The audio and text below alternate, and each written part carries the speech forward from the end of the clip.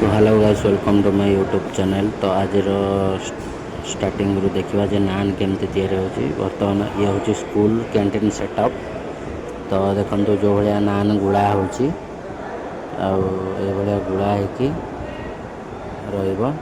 रुड़ा हूँ स्ट्रीम गुड़ा ये सब भात डाली सब दरकार हुए। ये हूँ गैस कंटेनर आठू सब स्ट्रीम रो मेसीन लगी। एगुड़ा सब स्ट्रीम रे सब कनेक्ट होगुड़ा ऑटोमेटिकली भात डाली सब हुए। ये स्ट्रीम फिल्म लगी देखो आप देखिपे।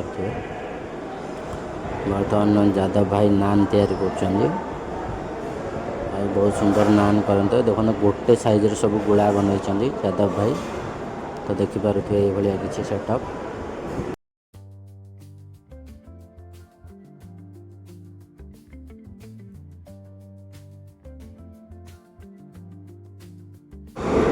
ये है रोटी मेसीन माने ऑटोमेटिक आधार रोटी हम गोटे मिनिट रे पखापाखि 30-40 पीस रोटी बाहर मेसीन रू। तो ये ऑटोमेटिक ही सब सिस्टम थाए। जेहेतु 3-4 हज़ार पिला खाऊँ जेहेतु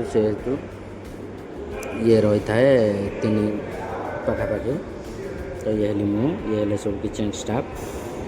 तो चलतु देखा। ये हूँ पनीर स्टिक। बर्तमान तैयारी हो पनीर स्टिक खावा बहुत टेस्टी। आर ट्रिक भी मुझे नेक्स्ट वीडियो रे देखी।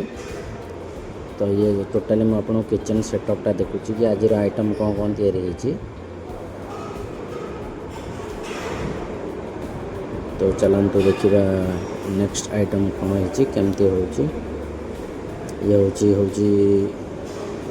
स्ट्रीम मेसीनटा जोटा कि रुमाल रोटी को सेका हुए। देखुते कौ भाया निआ अच्छी बापरे बहुत जोर निआ अच्छी। ये मेसीन जो कि तंदूरी नान को सेका हम ये गैस रू से कनेक्ट होती किचन पिला गुड़ाक। आठी कुछ अच्छा आमर दासिया भाईना कौन कहे दासिया भाईना कौन कहे आपको किचन सेटअप विषय। ये होती आमर हेल्पर भाईना जे कि किसी मत मेसीन विषय कहे जे मेसीन कौन केमती होची से पचारिकी बुझुली। से मत कहले जे गोटे मिनिट रे पखापाखि 30-40 पीस रुटी आदर बाहर। तो से ये बनाऊँ मेसीन चलाऊँ। तो आम देखिलु मेसीनटा कौ भाया पखापाखि इलेक्ट्रिक चले और गैस कंज्यूमर करे ये मेसीनटा। तो आर भी केवे आपन को लाइव देखेबी मेसीनटा केमती कौन रुटी तैयारी हुए। तो आम वीडियो रे एमती भल पाइबा दिंतु और मो चैनल को सब्सक्राइब करूँ। तो चलतु देखा। माउसी बर्तमान कौन शोची माउसी देह भल ना बोधे रुटी मेसीन पाखे शोचती बुढ़ी बुढ़ी कम कर। ये हमारा जादू डार्लिंग ये है।